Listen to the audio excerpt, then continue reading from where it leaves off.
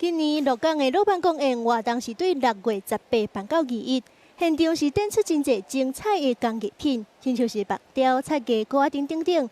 為着讓民眾更加了解這掛工藝作品，現場又安排學生的台語導覽服務。透過導覽志工的培訓，嘛訓練這掛少年輩，讓因更加認捌台灣珍貴的傳統工藝。平常史文老師攏會來阮學校上課，這是伊的木雕作品。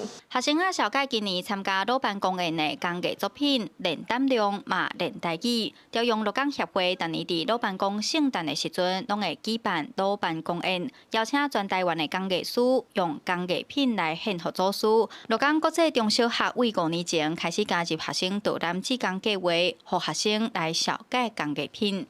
我已經唔知影這個活動，聽老師講了，我感覺伊足趣味的，我嘛了解伊的由來。個伊的故事，所以我想要參加這個活動。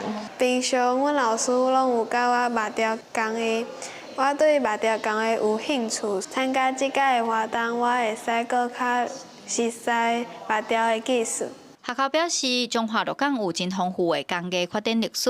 老板公園更加是全台灣唯一用看到的方式來演工藝祖師爺老板公，讓學生擔任導覽志工。佇咧訓練加導覽的過程，一來會當讓學生了解卡城先師老板公的祭典儀式，二來嘛會當讓學生認捌台灣珍貴的傳統藝術。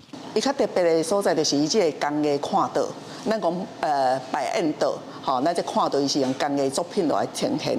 祭典內底有一個獻五寶，吼，就是咱木工的用標的鋸啊、鉤刀、文公尺、規矩，甲老板獻五寶。參與了吼，攏感覺足歡喜的。第一項，伊會感覺講伊學的物件真正有所在，他去發揮。啊，第二項，伊會感覺講吼，伊對咱的家鄉呢有足大的貢獻。